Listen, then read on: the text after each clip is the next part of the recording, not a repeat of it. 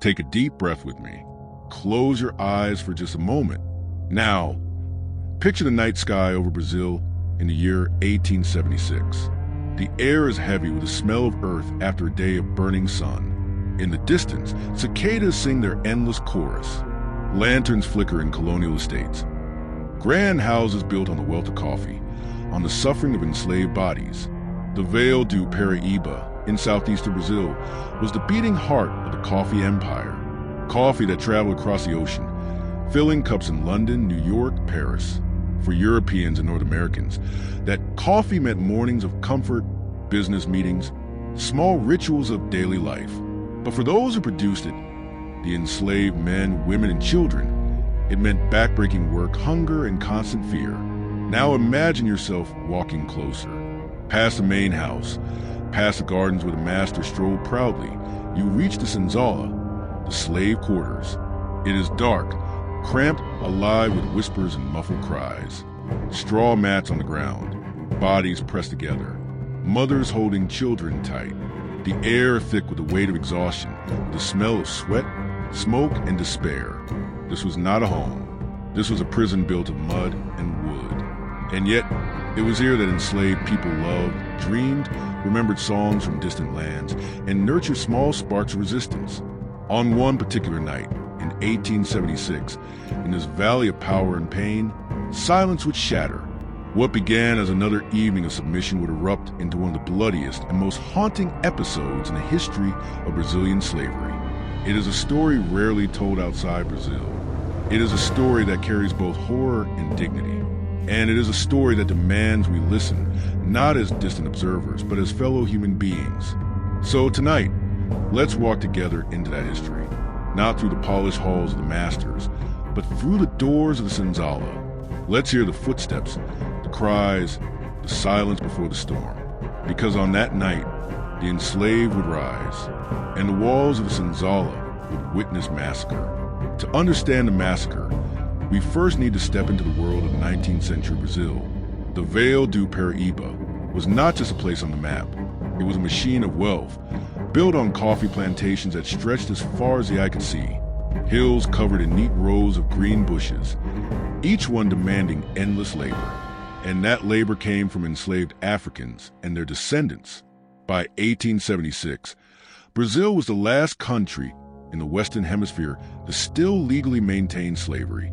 The United States had abolished it in 1865, after the Civil War. Britain had ended slavery in its colonies decades earlier in the 1830s.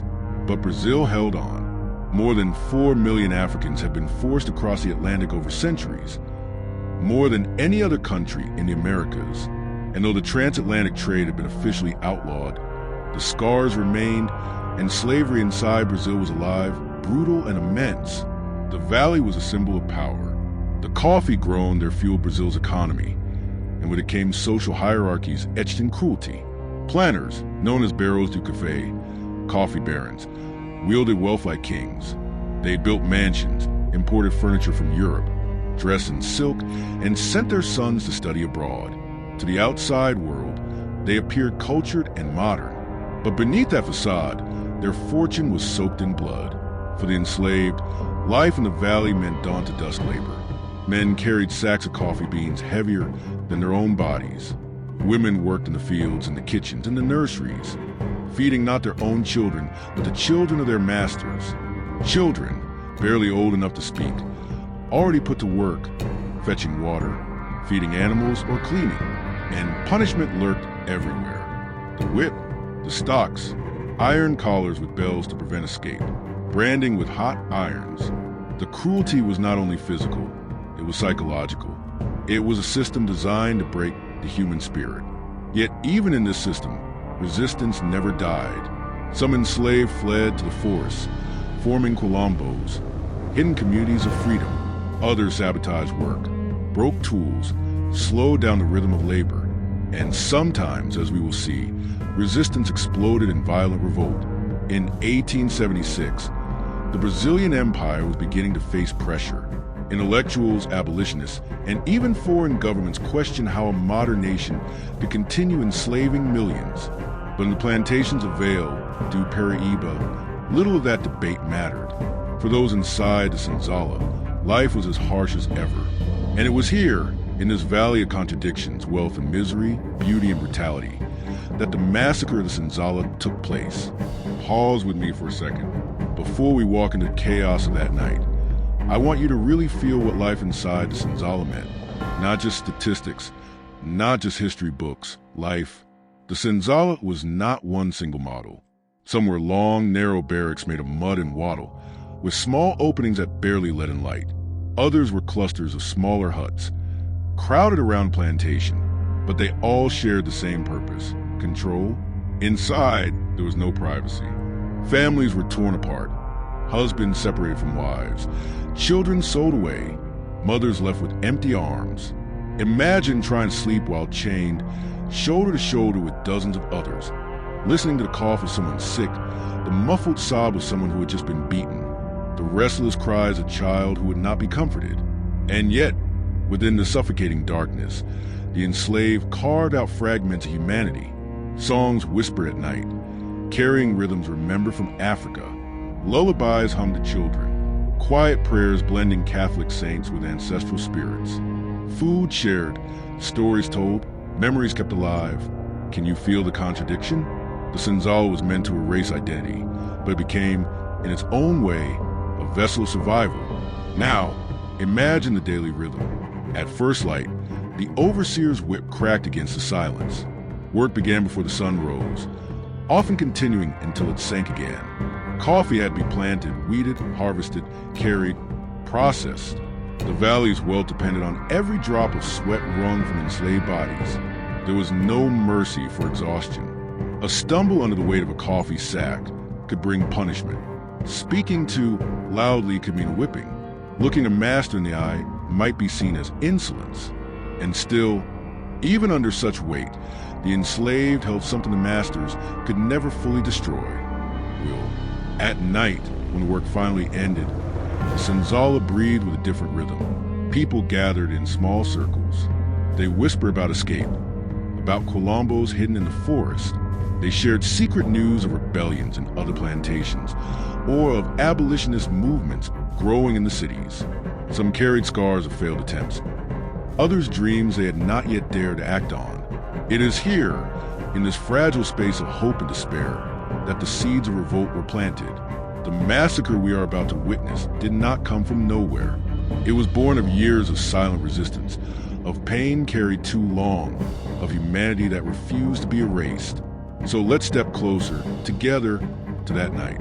It was 1876, in the heart of Vale du Paraíba. The day had ended like so many others. The plantation house glowed with lamplight. Laughter echoed from the dining room, where the masters celebrated.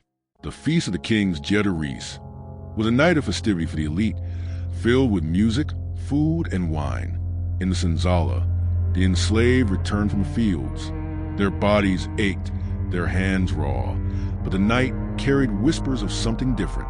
There was a tension in the air, an electricity, as if the walls themselves were holding their breath. And then, in the shadows, the plan unfolded. We don't know the exact names of those who led it.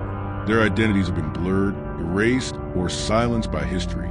But we know their spirit. We know their courage. That night, enslaved men and women decided that submission had gone far enough. Some had hidden tools, sharpened blades, anything that could be used as a weapon. Others had nothing but their hands, their rage, their will to resist. Picture the scene. The grand house filled with light music and the arrogance of masters who believed themselves untouchable. Outside, in the Senzala, a different rhythm began to beat. Hearts pounding in unison, breath quickening, eyes burning with determination. And then it began. The enslaved burst from the Senzala with force, rushing into the night. Screams tore through the air. Fire was set to the fields, to the outbuildings. Chaos spread like lightning. Inside the house, the master's feast turned to panic. Dishes shattered, candles toppled. The air filled with smoke and fear. The enslaved struck with fury, their voices rising above centuries of silence. Some masters fell, caught off guard in their arrogance. Others fled into the darkness, scrambling for safety. The sound of violence, shouts, crashes, the crackle of fire echoed across the valley. For a moment, just a moment, the balance of power shifted. The enslaved, who had endured chains and whips, who had been told they were nothing, claimed their voices in the most visceral way possible. But rebellions rarely end with freedom. The system was too vast, too cruel, too prepared to crush resistance. As dawn approached, soldiers and armed men were called in from neighboring plantations. The revolt was met with brutal force, gunfire, whips, blades, the air thick with smoke and blood. By sunrise, the rebellion had been drowned. Bodies lay scattered, bloodied, nameless in the dirt. The Senzala, once alive with whispers of defiance, now echoed only with silence. And yet, that silence carried something different. Not defeat, not erasure, but testimony. Because even crushed, the revolt could not be undone. It had happened. The enslaved had risen. They had shown, in the face of impossible odds, that they were not broken, that even in the deepest darkness, the fire of resistance burned. History tells us that uprisings, when crushed, rarely make it into the official records in their full truth. The massacre of the Senzala in 1876 was no exception. The plantation owners, the local authorities, and even the church had an interest in silencing the scope of what had happened. The newspapers of Rio de Janeiro, controlled by elites who feared unrest, barely mentioned the event. When they did, they called it a disturbance, a minor rebellion, carefully shrinking the story so as not to inspire others. But among the enslaved, the memory was carved deep. Survivors carried the story in whispers, in the rhythm of songs sung at night, in the scars left on their bodies.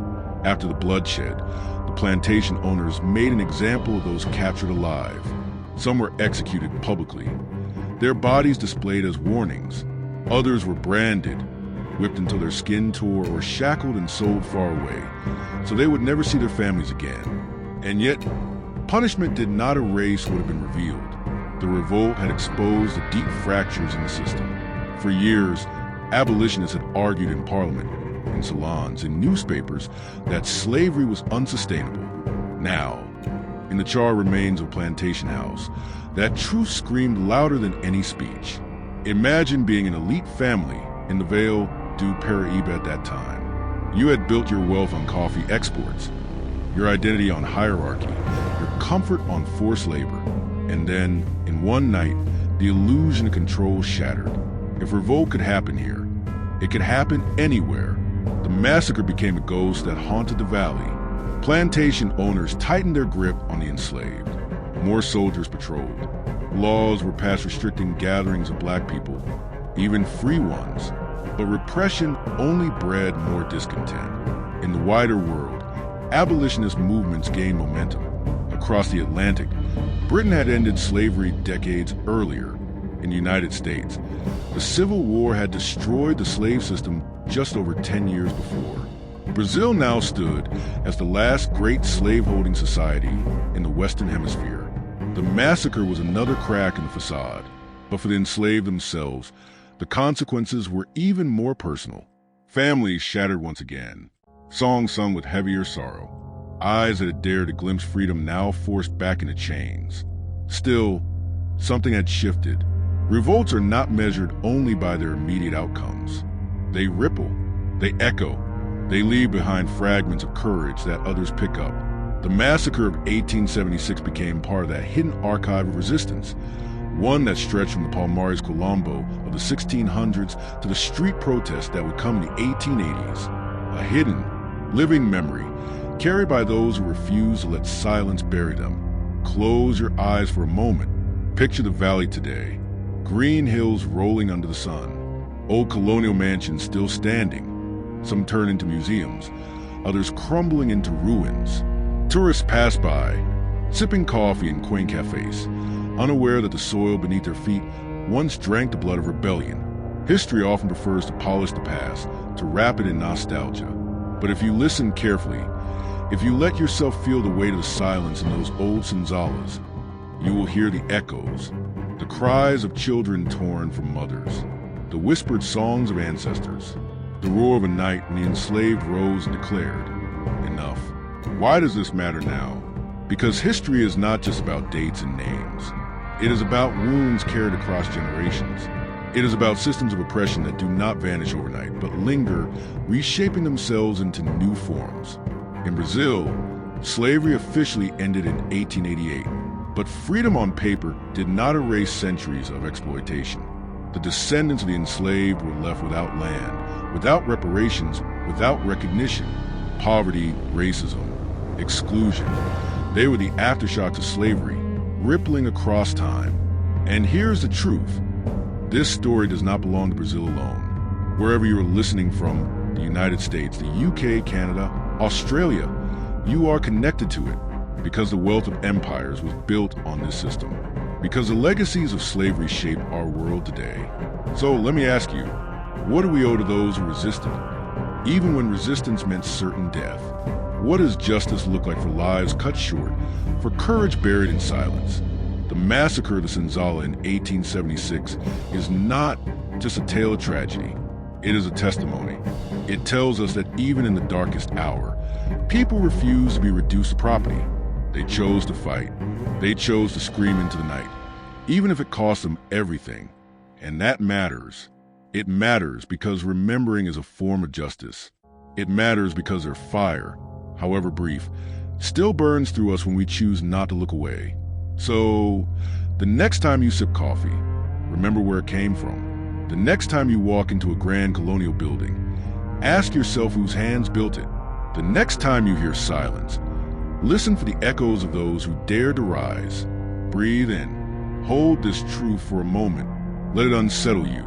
Because history, when told honestly, is not just about the past. It is about the choices we carry into the present. And the story of the 1876 massacre asks us, demands us, to remember one simple, eternal truth. Oppression can kill the body, but resistance makes the spirit immortal.